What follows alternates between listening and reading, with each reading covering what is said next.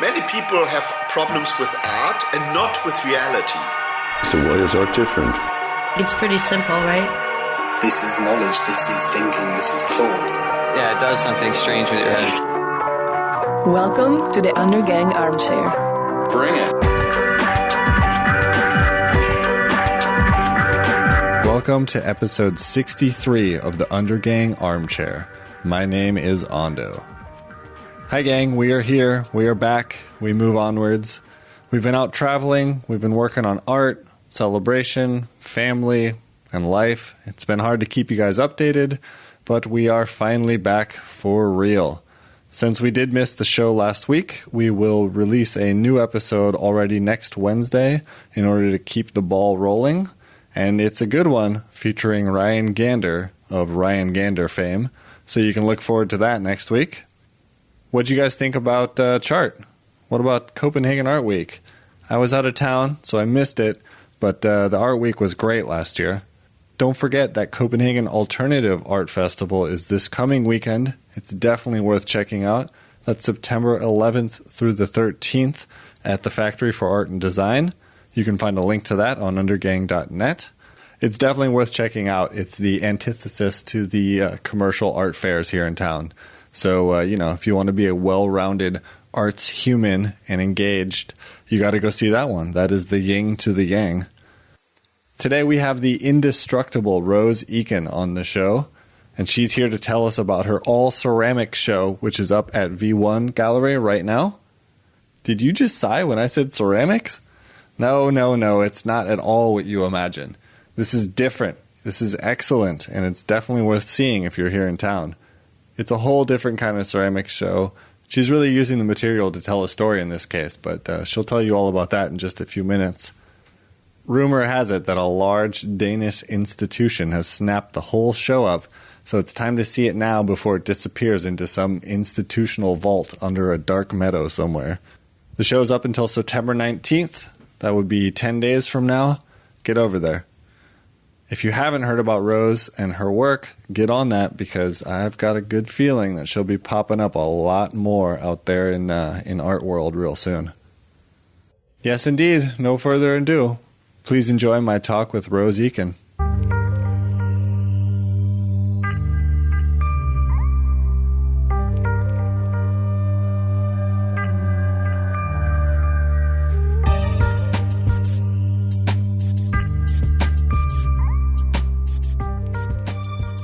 I mean, I wonder if a place like V1, I don't know if you followed it from the beginning. Yeah, I kind of did, yeah. Like, they were probably very much social media-based, Facebook-based. Yeah, I guess so.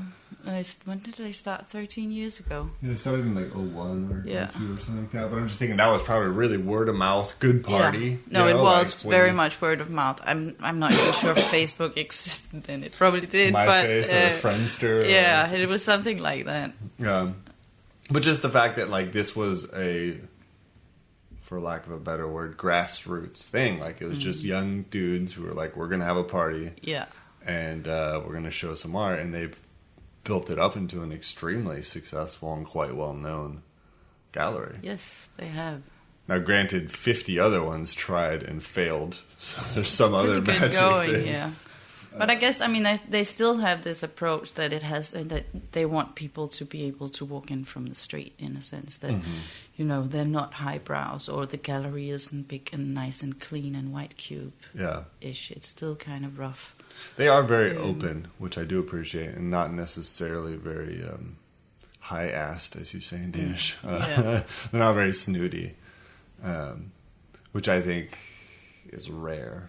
I agree. In a way. Now we're started. How did you hook up with them? Well, I've met them loads of time. And in the end of the day, I had this idea for a show in their basement, and I emailed Jesper and said, "Hey, I have this idea. I want to do Let Me Kill Mr. Marshall Stack in clay. Mm-hmm. I think it should be in your basement. Do you think that's a good idea?" And funnily enough, he did. Well, it goes back to being open, because there's some places you can't write an email to the gallery director and say, hey. But I mean, I also met him through my boyfriend, Søren, who was with the gallery. Right. So, I mean, he introduced me in a sense. Right, and somebody else probably wrote the day before and asked if they could do something, and the answer was no. But Jesper also knew my work because he'd been sitting in the Arts Council, and, he helped me get a residency in Berlin, for example. And, so in that way, he'd seen my work for a long time, I guess. It's small, the art world here. It's very small. But the art world in general is very small, actually. Which is weird because you feel like such a massive wall you're up against. But once you break through, you're like, oh, you know them too? It's it all sort of interlinks and fits together. Yeah, it's... For me, it's also funny, like something like David Risley that's moved to Denmark because I know him from London. I mean, I met him in 2001 when I was working for him in this show. I was just a long story, but he had curated this show and I was working there, whatever. And that's the first time I met him. And, so suddenly, suddenly he's your neighbor.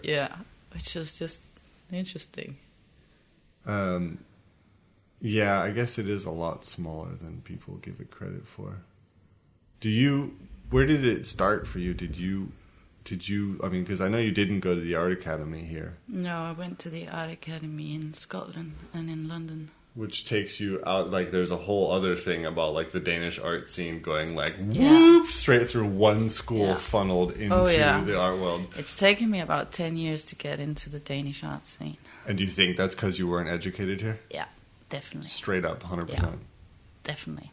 Makes me feel better about myself. Particularly at the time when I finished in 2003, the academy was just on a much higher pedestal than it is now. Everything was much more inward looking than it is now. It has changed a lot for the better. It's become an international scene.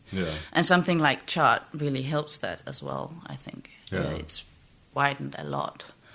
But then it was really hard to come from the outside. You didn't have a network here. I had a network of other artists that had studied abroad, and just angry people. Well, we had fun. We did a lot of. I started an artist-run space with my sister in 2004 in Islands Brygge. What was it called? Cabine. That's probably before I moved here then. Yeah, it was there for like 4 years or something. I mean, she was really running it. I sort of helped her start it, and then I was sort of back and forth from London and here. And created a few shows with British artists as well. One of them, my friend Tom Humphreys, who's now with Christian Andersen. I recognize that name. Yeah, his first show was there in Denmark. Was it possible to get state support at that time for running shows with non-Danish artists? No, I think you could maybe get. The space itself didn't get support, but you could get support. The artists itself could get support for funding and stuff, like support for production of the show. Because I feel like they're pretty good now about supporting artist-driven spaces. Yeah. There's an explosion of them now. Yeah. It comes in waves. There was then, and then they kind of disappeared, and now they're sort of coming back again, which it's cool. It sort of brings a lot of edge to the scene as well, having all these sort of weird little things happening around. I feel like there's more artists now too. Maybe there is. I don't know if that's true or not, but I'm not sure either, actually. But it's always been fashionable to claim yourself an artist, no? Yeah. But it's also easier to make art now. Like there's way more photographers, I know that, because it's so much more accessible technology-wise. Yeah, so much more filmmakers. And, exactly. You just buy yourself a Canon and there you go. But why did you go to school in Scotland? I left school when I was, to take the long story, I left school when I was 16 after my first year in Hires. And then I started working at a theatre for a year as a stage technician. And then they invented den fri ungdomsuddannelse. This doesn't translate. I've heard about that. It's basically a school for kids who are in danger of dropping out of the rest of the school system. No, it's basically, it was a system that when you hadn't finished gymnasium, if you didn't have any A-levels, you could plan your own education for 3 years and get a grant, maintenance grant. And maybe also get some funding towards some teaching. So I took a lot of different drawing courses. I spent like 14 months in the Glyptotek drawing in there, like in total. I was there three times. And then, with that, you could get some funding to go abroad. So you had to have a goal, and my goal was then to apply to an academy in the UK. Get the fuck out. Yep. Yeah. And I guess that was sort of an incentive, because I knew I could get this maintenance grant with me.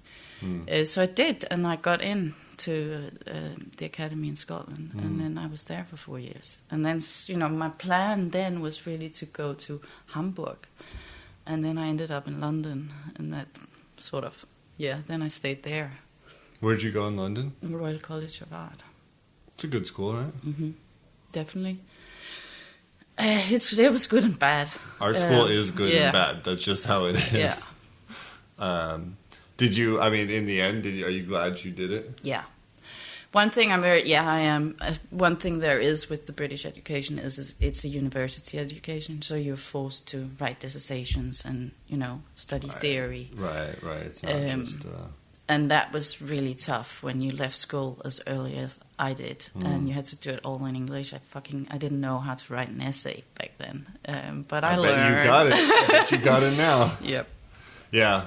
That's one of those things that also comes with age, because when I was 16 or 17, I couldn't write an essay for shit, but mostly because I don't know, it's like my brain wasn't ready even to formulate ideas on that level. And then at a certain point, you realize what the power of the written word can do, and how you can sway and move, and or even like write with eloquence. Particularly in English, it's really fun, I think. It's chewy, right? Yeah. There's so many words and so many ways to do it. You could be so precise. Yeah. That's one of the things that really frustrates me about Danish. Is I'll be like, how do you say this? This 4-letter sentence, and they're like, well, now it's a 15-letter sentence. You have there's to a lot of filling. Everything. Yeah, there's a lot of fill words in Danish, and very few metaphors. Yeah. You don't really allude to things very much. You just say it directly. Yeah, that's true. And in fact, as you found out, I don't write in Danish because I'm just so bad at it. I just write English in Danish when I write. That's what I do. And people are like, I think I know what you're saying. Well, I can understand that. Actually, I mean, in many ways now, I'm better at writing in English than I am in Danish. Right. And I'm maybe also better at speaking about my work in English than I am in Danish. At least in the beginning, I had to sort of translate from English to Danish. I still get that, and I stand there and I go, what is the word, and then I say it in English, and it's like, oh, it's so nice to live abroad. Well, it's funny too, because like there's that whole like language you learn in art school, this like way of talking about art, which is learned, and that's actually one of the biggest advantages. I went to art school, and it, to me, it's the pretend world for being an artist. You just learn how to talk about art, how to look at art, how to disagree about art, how to critique art. There's that whole like play world of art, and you're without commercial pressures at that time. Yeah. And you just learn how to talk the talk and walk the walk, really. So whatever language you learn it in. Yeah. No, I mean, I thought about doing this podcast in Danish, too, and I was just like, that would be terrible. Who wants to listen to me try to do that? But sorry, go on. You went to London, and it was okay? Yeah, I mean, it was a bit of... I studied sculpture in Edinburgh, and I got into the sculpture department in the Royal College of Art, and I changed department halfway through, which... you don't really do. Most people, or it's not normal. It's very un-British. It's very un-British. It's very uncommon to do. It's very typical me. And I ended up in the painting department, mostly because, it's something about the sculpture department being away from the main site, and I was working a lot with video at the time. And the whole painting department was much more involved in that, and the people who were there in that particular year anyway. So I just fitted they are better. I never did a painting. I've got a master in painting, which is That's very modern funny. arts education right there. Yeah, but it just also left me in a bit of kind of being part of neither department. But it also, it gave me a really good network. There was a lot of good people there. Yeah, for sure. Did you stick around afterwards? Yeah, I mean, I traveled back and forth. I did a lot of things here as well at the same time. So you tried to, you didn't just abandon Denmark? No, I kept on really, actually from the beginning, from when I was at college, tried to keep on doing things here, making shows and stuff. But, you know, then we're back to knock, knock, knock. And it took a long time. Yeah, it's funny. I don't know. I feel like you say, the system's changing for the better here in a lot of ways. But when I first arrived, my idea, the whole reason I moved to Denmark was because I figured I would get a free education. Mm-hmm. But what I didn't realize is that there is only one path. You know, even if you go to the art academy in Jutland or on Fyn, even then you're considered an outsider. You know, how fucked up is that? You're an hour and a half train ride away, and you're an outsider. Yeah, you know, it's stupid. And that, to me, really blew my mind, because it's not like that in the States. But that is where Denmark is a very small country. Very small. It just that way of thinking, and that division in people's minds is quite... I don't know what the word is. Provincial? Yeah. I can see you wanted to say it. You said it. I'll say it. Yeah. But it is definitely changing. I've been here for 8 years, and I can clearly see the difference. Yeah. And it's starting actually probably to be kind of an advantage not to be from that system. Not that it's a disadvantage to be from it, but I feel like it's starting to be like, oh, that's interesting. You chose to do something else. But when you were done, did you plan on staying in London? Or were you always thinking, I'm going to go back to Copenhagen? I was never planning to stay in London forever. But I was not necessarily planning to go back to Copenhagen either. I understand. And I guess I still feel like that. And then I ended up moving completely from London in 2009. And then it's pretty recent. I stayed here for a year, and then I moved to Berlin. And I stayed there for a year. And then I moved to New York and stayed there for 6 months. And then I came back 3 years ago. And decided to actually... Yeah, try and stick around. Yeah. Well, I mean, it's fun to be transitory, but at a certain point, it also distracts from work. Yeah, it makes it hard to establish something. Yeah. But Berlin... Yay, nay? I really loved living in Berlin, actually. And I wasn't ready to move when I did. It was because I got a residency in New York. I was like, okay. So I went there, and then I fell in love with New York. And then it was a bit okay. Hit or miss. New York's nice, but it crushes your soul, too. Yeah, but so does London. London is fucked. I mean, London is the toughest place I lived. Really. Harder than New York? Oh, yeah. Wow. Way harder than New York. I haven't been there since I was a kid, but I do know it's the same London kind of thing. London is stressful. I mean, people literally walk faster. There is this kind of, just stressy kind tension. Of uptightness. Yeah. Where New York is, it surprised me a lot. Actually, I thought they were much more the same. Before I moved there, New York is pretty chilled. You know, you have East Village, you have. You know, I mean, don't underestimate the laziness of Americans. No, I know, but it just a lot of things happen all the time, and yes, it is super fast, but it's still in a kind of way where you can actually potentially breathe. There's a lot of laying around in Central Park and stuff. Yeah. I think the problem with both those places is the kind of grind to have an affordable place to live. Yeah. Which is just... it's a shit show. That's one of the really nice things about being here. Yeah, you can actually get a place to stay. Yeah, because we talk about moving a fair amount, but it's kind of like where? Where are we going to go that's interesting, and we're not immediately going to get downgraded in terms of our living situation too much? Yeah, Berlin is good in that way, or at least it has been. I think that's on the way out, though. I think so too, sadly enough. Yeah. But when I moved there, it was really a nice change to have, like, you know, a big capital city, lots of things going on, and then still super laid back, maybe almost too laid back. It's very European in that sense. Like, yeah. It's okay, we'll do it tomorrow, you know. And still it has this crazy history that is everywhere in kind of everything you do there and how people interact, which is really interesting. So what kind of work were you making when you lived in Berlin and New York? Were you doing painting or were you... No, I was doing embroidery, and I was also doing ceramics in Berlin, quite a lot, actually. What happened to those? Are they there? Did you bring them back? I brought them back.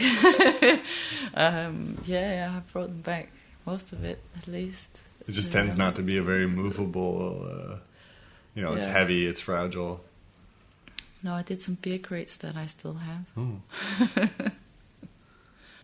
I mean, do you find that now you've been in the same place for 3 years that it becomes more manageable, your art practice? You know, having a studio, having a consistent... Yeah, maybe I'm not too good at being that consistent. I don't have a studio. That's the problem. I should get one. I keep saying that. I have traveled a lot as well within the last couple of years. Well, you can say there's a freedom in not having a studio. In that you, exactly. You don't have to pay for it. Yeah. So, I mean, it's a choice, being able to do that. Yeah. But yeah, I do feel now I do need to kind of center it, fix it somewhere, and at least then move from there. But have a sort of more fixed base. But I also haven't been traveling very much this year, so I'm a bit like, where to go now? Yeah. Well, I mean, Denmark shines in that level because you can do, like you said earlier, you can rent or you can get spaces to work in temporary periods from the state. Yeah. And that can be an advantage. But that then is you have a that huge anchor advantage. of That stuff. is like a big privilege. Yeah, I mean, the support system here is pretty... amazing. Yeah. Yeah. Let's be honest, it's fucking insane. Yeah. Like, I'm pretty blown away by it. Yeah. No, I'm very grateful for all the help that I have gotten that way. But let's talk about the show. Yep. It's up now. Mm-hmm. It's all in clay. It's out of my head. It's out of your head. It's out of your hands. It's all in clay. Let's describe it. I mean, so basically, I'll give you my shot first. Go. You've done a lot of research with different artists and artist studios. Yeah. You visited them, I assume? Some of them, but a lot of them I've just emailed. Okay. And gotten your hands on, in one way or another, objects. Did you always get the physical objects? Or did you also just get pictures of objects? I just got pictures of it. Everything off of pictures. Okay, pictures of objects, which you've then recreated in clay and filled this space, the gallery, with objects from artist studios or copies of objects from artist studios. Yeah. It's a kind of mesa studio, you could say, like this fictional studio space. Right. That sort of hovers in between being, a real space, a studio, but also just a kind of display of a studio. Right. Well, yeah, it's not a place you could work, really. No. There's too much stuff. Yeah. But it becomes not about art, it becomes about artists. Mm-hmm.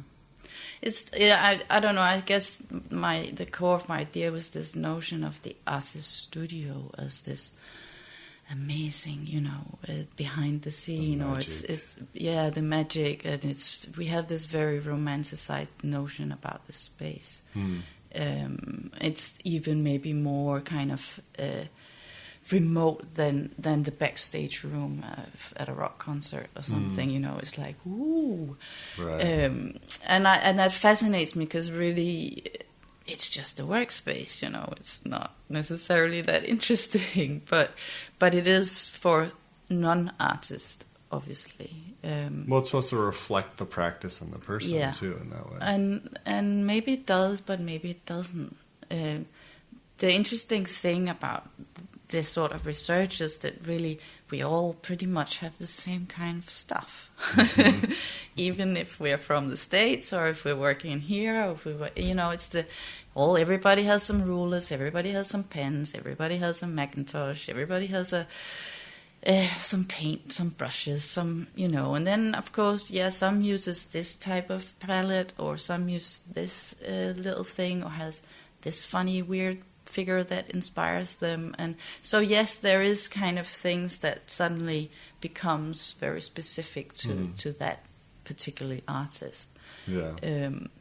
And you adapt things to yourself and your work methods, of course you do. But still there is, I wanted to create this studio that had all these branches or threads out to contemporary artists all over the world.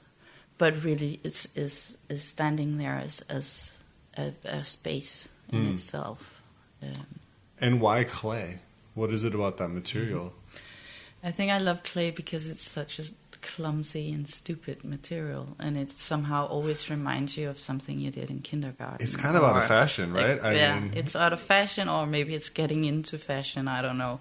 But it's a bit like a Christmas decoration or something. It always has this, and everybody has used it as well, or tried it in school. So there's somehow people can relate to it. And it's a very tactile, and it's a very dense material. And yet it can be really fine and thin and poetic and fragile. And these sort of dualities I like to play with. I noticed one thing, which was that at your opening, kids were going bananas. You almost never see children at an art opening being like, look at that, look at that. You know, they were just loving it. And that kind of struck me as like, that's the strength of that sort of material. It is so down to earth and so... It's a huge compliment when kids like your work. Totally. Because you don't have to pretend to like it then, right? Because kids don't pretend to like anything. They just like it or they don't. And so, to me, that does bring it into a different realm. And I guess you're right. It's interesting because it seems like your whole exhibition, you want to pick stuff up and touch it, but clay is super fragile.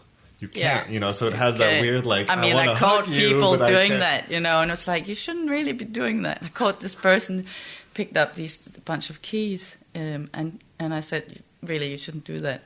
And, she was like, put it down. It's like, oh no, I just turned 5 years old. Totally. I had to touch it. Totally. And then, I can understand that, but it's just... they really shouldn't touch it because you will break it so fast. In fact, the parents had to constantly hold their kids back. Like, do not jump into the middle of that and start touching everything. But I mean, I think it's a great thing too, because let's say you had made a painting of all these objects, it would be a mess of a painting probably. It'd be hard to pull it off. But when it's spread out in that way and becomes very tactile, even though you can't touch it, it is tactile.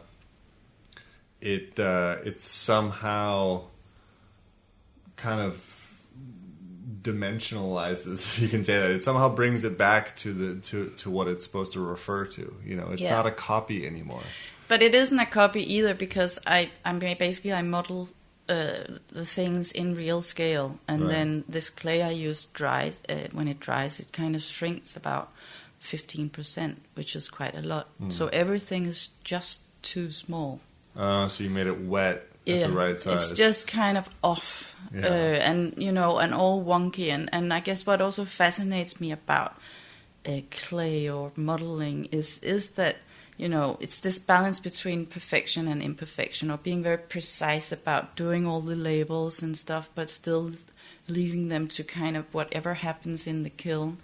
I can't control. So the colors run a little bit. It runs, or it's it smudges, or the color isn't the color I thought it would be, or so all these things happen, and it's wonky, and but still somehow you want this bottle to be. You imagine it straight. You imagine it the right size. It becomes the real thing in your head, and that we're able to compensate for all these glitches and mistakes, and just sort of look at all these objects and take them in as they were the real thing. I find that's a really interesting thing we do. Yeah. Well, I mean, it would have been a mistake probably to make casts or molds and make exact copies of this stuff. For me, at least, it would be very dead that way. I think in this way it becomes alive, and it becomes much more about the essence of the object than actually being the object, if that makes sense. It allows for you to associate and put your own kind of notion of, this cup or that paintbrush or into, project that onto the thing. And so you can kind of finish the story yourself as the spectator. Well, what do you think about the artist's hand in the work? Because you've put all these objects on other artists, you've removed yourself a little bit out of it. That's the other thing I kept thinking. Like, I was at the show and people were like, "That's Kvium's bird. That's Wes Lang's so-and-so," And there's also quite a few of my own stuff in there. But but it's hidden in a way, like you just constantly, you start thinking like, whose is this? Whose is that? And that kind of removes you in a weird way, even though you sat there and handmade all of this. It's entirely you, really. Yeah, that is true. That is very. Also, I with a lot of the artists, I got, pictures where there was a lot of objects, and so I've been sitting. Okay, I want to do that one. I want to do that one, and picked out stuff that I thought would be interesting to re-render. So in many ways, yes, it is all me. Totally. But are you hiding behind it in a way? Are you not interested in standing out and saying, "I made this"? That's fine, but I don't think it's not the point necessarily. Yeah. It's not about my story. It's trying to make a much more universal story or narration or something. Right. Is it more about art or more about artists? I think it's about both, potentially. Yeah. Because I read the artist. It's about the art world as well, and exactly this idea of, exactly this glorification of the studio space and well, you've been interested in spaces too, because you did the one about backstage. I mean, that is the core of my praxis, is really the notion of space. You could sort of give that headline to everything I do. And, how we perceive the spaces we are in and the objects that we surround us with, and how they tell stories about us or about people we associate with. I find that really fascinating. Was that a decision you made, or was that something that just kind of again and again popped up? I think it's just something that kind of again and again popped up, and it has really been like that ever since I was a kid. It was the same way I would play. I never had a doll's house. My whole room was this installation of things. And I guess that was one thing I realized when I was in art school. Okay, this is actually just something that this is what I'm interested in. And that also transfers to other media. Because I guess it should be said at some point, you don't just work in ceramics. You have photography, you've got video, you've got painting, you've got embroidery. It doesn't seem like materials you're particularly constrained by that. No. But what about the paintings on glass, for example? How do those refer to space? How do they refer to space? Well, again, what I've painted on the glass refers to the space. It's very much objects that represent, they again sort of, they're cables or they're, I have a thing with cables. That's true, you do actually. Or I guess byproducts almost. That's comes with being a technician backstage, cable rolling. Where the hell is that XLR cable? Yeah. And it seems like in the beginning, or I shouldn't say the beginning at all, when I jumped into the process, you were talking a lot about music, musicians, backstage. You made that, the piece you mentioned earlier, B1 in the Basement, which was a recreation of a backstage, a specific backstage? No, or just that was more a kind of general backstage. Cigarette butts everywhere, Jack Daniels bottles. You made a whole speaker, like a Marshall stack. That was Lemmy Kilmister's Marshall stack in clay. It's probably heavier than the real one, actually. I imagine. Did you ever send him a picture of that? I tried. I think I should try again. I mean, do you see any difference between the musicians and the artists, really, when it comes down to it? Not necessarily, no. It's Is it very a- similar. And it also, exactly, I mean, I guess what also interests me about musicians is that, this notion of fan culture, which is a funny thing, you know. I've never quite understood it. I remember walking into my girlfriend's room in 4th grade, and she had like Aha posters. You remember that lovely do. Norwegian band? She had Aha posters everywhere, and I was just thinking, wow, yeah, well, they're kind of cool band, but why put them on your wall?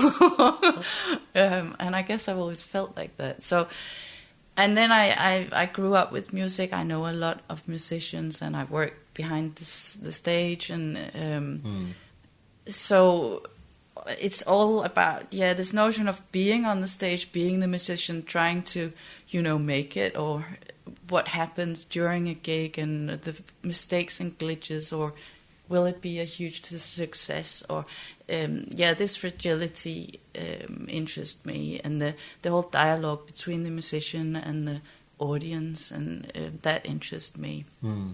But in the end of the day, I guess it comes from working with musicians backstage, both in the theater and also as a light technician, and walking around putting up lights and lamps before a gig. It's just a big black empty space, but there's all these things lying there that kind of it tells this story, all these props that are left that somehow tell the story of what has happened or what is supposed to, just about to happen.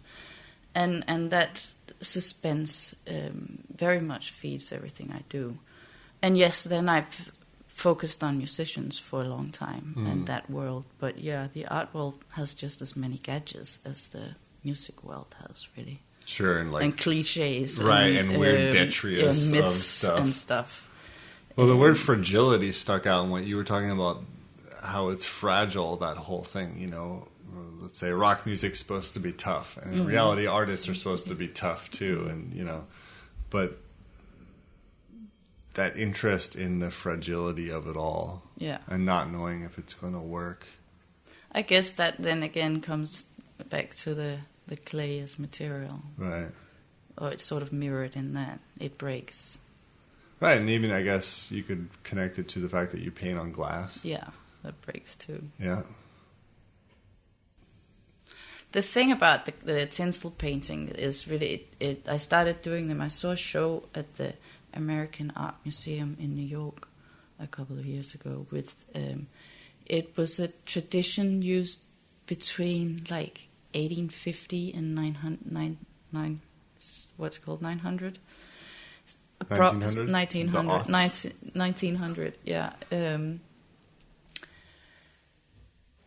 Purely by women to kind of create light in their space, because they could put a candle light on it and then it would reflect and create more... Right, that foil, the tinsel, and that just fascinated me, this sort of notion.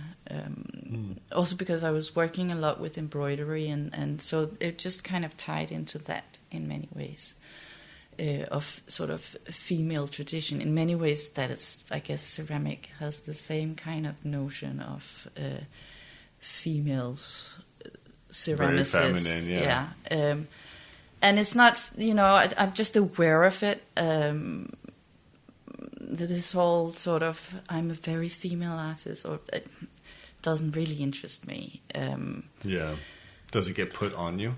Do people start to say? Not very often, no. Yeah. I wouldn't necessarily read that. I see what you're saying, though, that sort of discussion could be made. But that would be, unless you had something to say about that, then that would be putting that into your work. You could say that there is that dialogue with the embroidery, particularly maybe.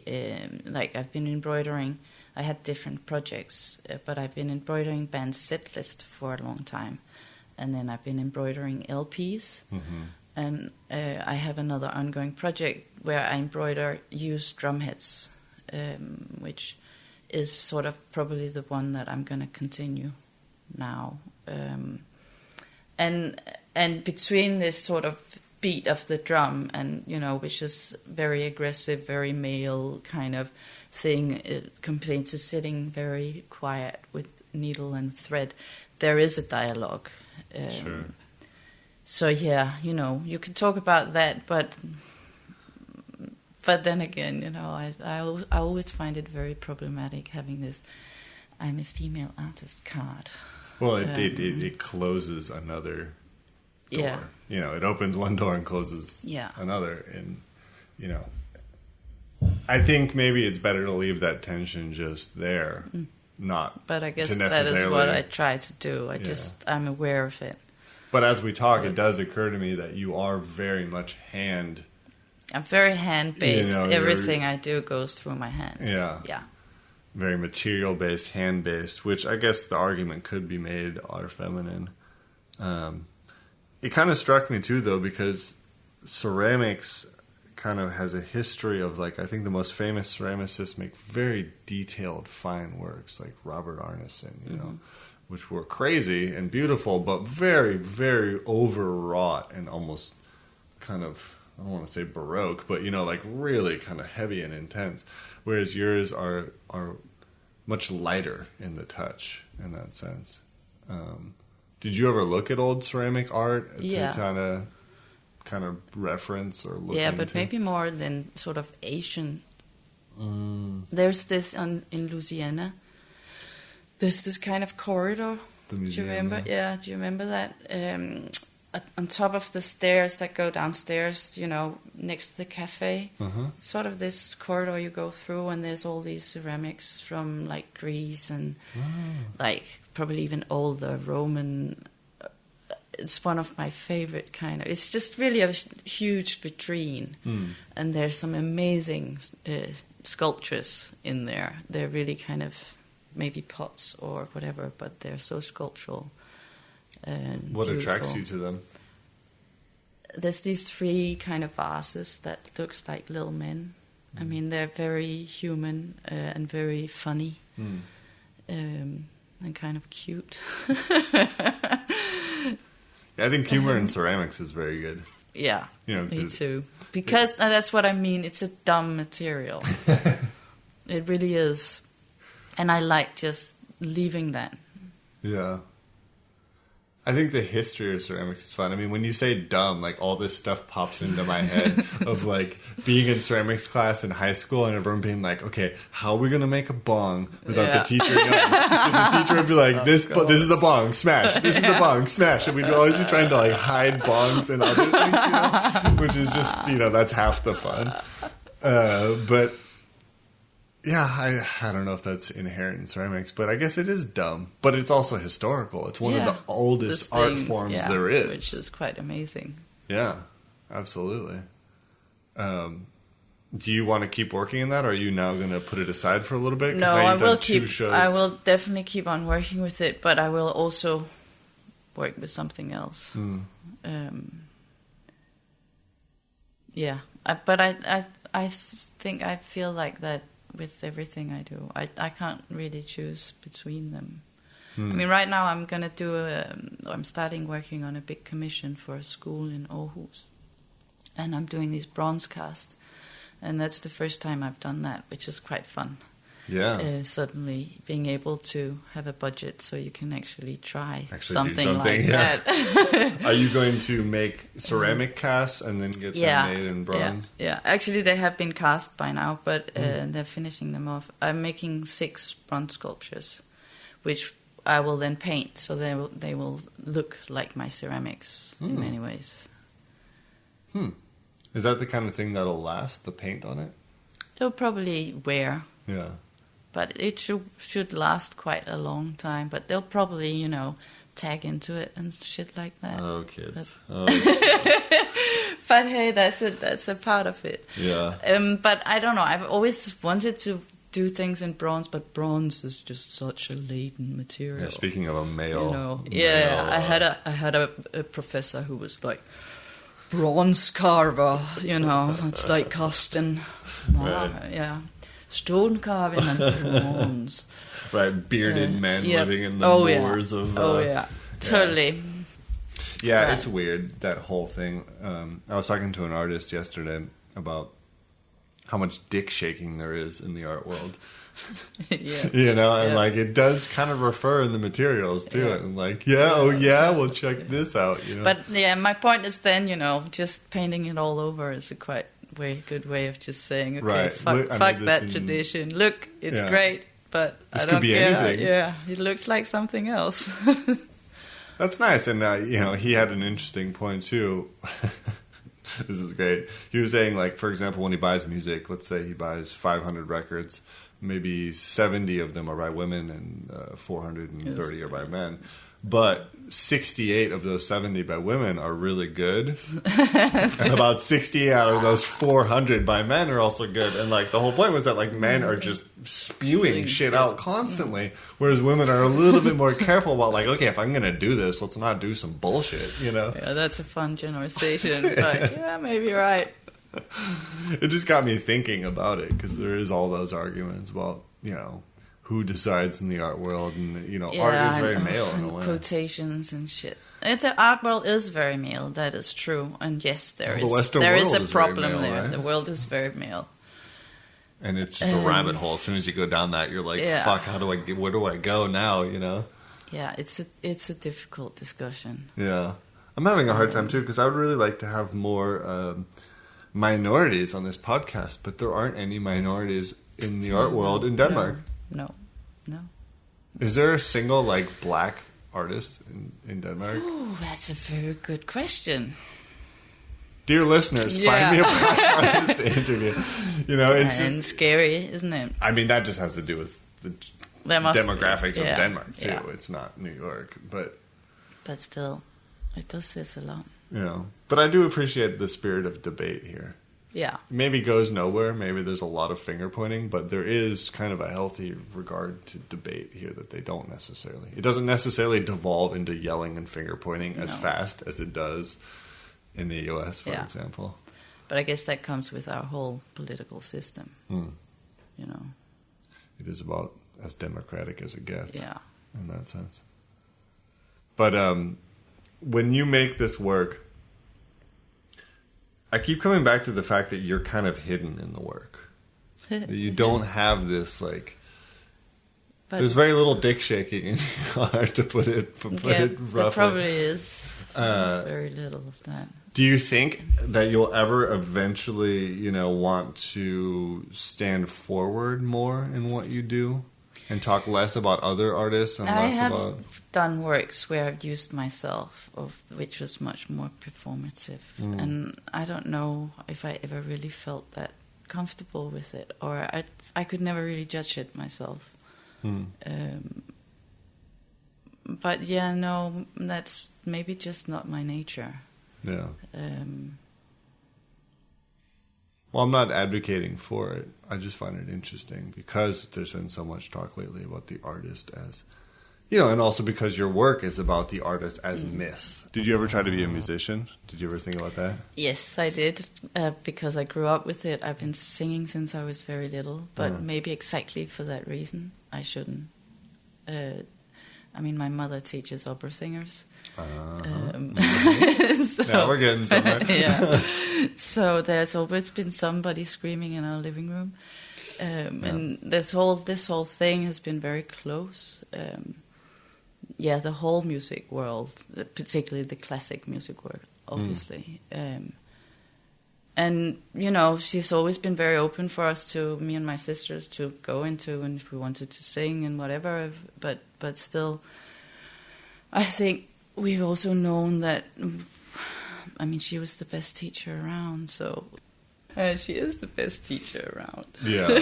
But, Yeah, it's also good to do something creative that's not exactly what Yeah. your parents do, Yeah. I think. Yeah. And there has always been a lot of fine art in our home as well. So it was quite natural in that way. Did you grow up here in Copenhagen? Yeah. Did you grow, you said there's a lot of fine art in your home, but did you grow up around artists? Yeah. And was that... Yeah. Have you ever heard of Brøndums Forlag in Nansensgade? Yeah, that's where Tal is now, or around there, isn't it? It's Schaefer is in his old space, Right. but there's also he was a bit further down. He still has that space, but back in the 80s, he was This really is a publisher, right? yeah. A He printer.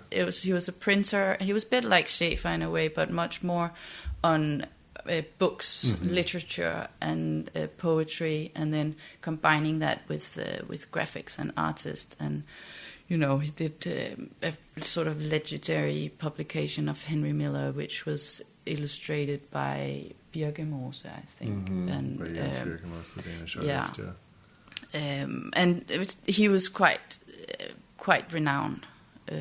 Has done some really cool stuff. And my mother married him when I was 5 or 6, maybe. So they were together for like 4 or 5 years. So that whole scene of the sort of 80s art world suddenly entered our home.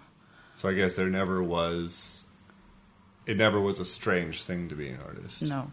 Because some artists you meet, they're like, it's not until they were adults that they realized you could do But that I guess as in a some child. ways, I remember sort of thinking when I was 16, I could become a fine artist as well. It's not, you don't have to be 70 and, Wow. I could actually try and do this. And that sounded good to you as a 6-year-old? Yeah, but then I guess I just went for it. It just felt that was really what I should do. I had some good mentors. Sven V. Hansen amongst one of them. He helped me do my portfolio for college, which was really just a month or 2 before he died. Do you remember how important it was, those portfolios back in the day? Before you sent in stuff digitally, you had to get the slides made and you had to type up it. I have stacks and stacks of slides from back in the day that I can't throw away because I spent so much goddamn time making them. And they're just useless. I made slideshow pieces. Slides are super cool. Yeah. I still think it's a brilliant media. But yeah, I remember every time you had to write an application, then you had to fucking get all these slides done, and it was just ridiculous. And it weighed a ton, and it was unpractical, and they broke, and... Yep. You'd send them off in that huge manila envelope at the post office and be like, now what? Now I have nothing. Exactly. You could go home to your floppy disk and try and put something onto that. That was back when photographers could make money. Yeah. But it's funny how that has changed the way that artists have to... I guess maybe that's like I was saying earlier, that there's more artists now because there isn't as many barriers. Yeah. In that sense. That's if you couldn't true. figure out how to make slides, you were kind of fucked. Oh, shit. Yeah, but maybe that was the reason why I started working with photography as well. I will never be a photographer at all. Everybody's a photographer. Yeah, but it kind of bores me. But I spent a long time making pieces that were actually photographic pieces or films. Were you more interested in the material or the result? Basically, I was making these tiny miniature models, and it was a way of changing their scale. Yeah. By taking a photo and blowing it up. Are those ones on your website from 2001 and 2003, Yeah. little school classrooms and stuff? That was my degree show project. Those are creepy as hell. It was. I did all these spaces from memory where I grew up, basically. So it's my old school, and it's my childhood bedroom, and my grandmother's flat and stuff. That's nice. Yeah. So again, spaces. Yeah, it's been going on for this whole time. Yeah. What's next? Now you've kind of had 3 shows in quick succession. Maybe just a holiday would be nice. No, no, it doesn't work like that. I could use one. No, I'm doing this commission. I have to finish it by next spring. Yeah. So, and it will consist of these bronze things and then some miniature pieces that will be built in various places around the school, and then 3 large wall paintings. That's a good commission. So, yeah. Have you done commissions before? Nope. This is the first one. How's it working out so far? Are they good to work with? I haven't heard from them for a while. That's great. That's the best thing that could happen. Yeah, maybe it is. I don't know. Maybe I should worry. Maybe I shouldn't. We shall see. Yeah. But I mean, do you have any sort of idea about where to go next? Are you the kind of person who has ideas stacked up and ready to go? Or are you just going to stand there in an empty studio you don't have and be like, here we go, something? Yeah, maybe a little bit. I feel like that right now, but I probably have something. I just feel totally empty in my head right now. You just gave birth to a huge show. show. Yeah. So... Did you wander around the house for a little while? Like, yeah. What? What am I gonna do now? Right, you made the whole show in 3 months too, I heard. Yeah. Which is a shit ton of work, I imagine. What, 10-hour days every day kind of deal? I have been able to sit a bit on a wine bar and enjoy myself as Good well. bohemian lifestyle. But no, I guess I do get up really early. I have been at least getting up at 6 and then working for about between 7 and 10 hours a day, and then you still have some evening. That's something which comes up again and again and again. If you want to work as an artist, you have to work really hard. Yeah. That idea about... the bohemian is just rubbish. You drink yourself retarded at night, you sleep till noon, get up and paint from 2 till 8. You know, it's like that just... It's not going to bring you anywhere. Maybe it could back then in the heyday, but not anymore. Well, that and it doesn't account at all for networking, which is so goddamn important now, too. You need to have a lot of hats. Yeah. You need to be able to write about your work, explain about your work, walk the walk and talk the talk and do the work itself, you know. And that seems like maybe that's what art school is for, actually, is getting you used to all different levels. Yeah.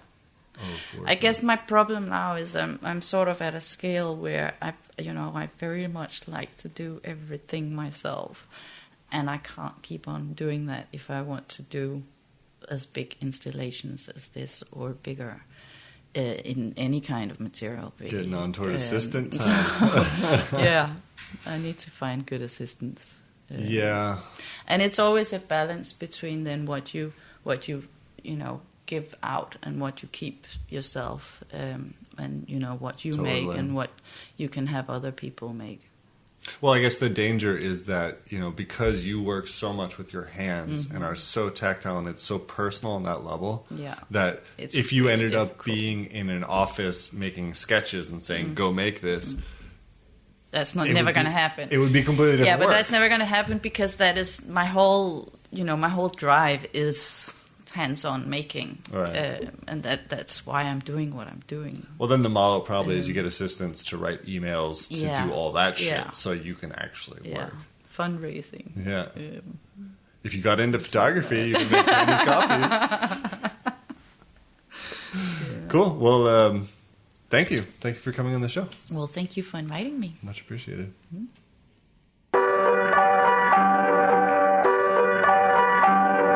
All right, you see that wasn't worth sighing over. There's a new age of ceramics coming our way just around the corner, people. Thank you for listening to this episode of the Undergang Armchair. Intro and outro music was kindly provided by Johnny Ripper, and today's interstitial music was provided by The Passion Hi-Fi. You can find links to their music and all other things Undergang related, such as our apps, on our warm and welcoming website, undergang.net. This show is produced in part with the kind support of the Danish Arts Council. Thank you for joining us. Don't forget to catch us next week with Ryan Gander.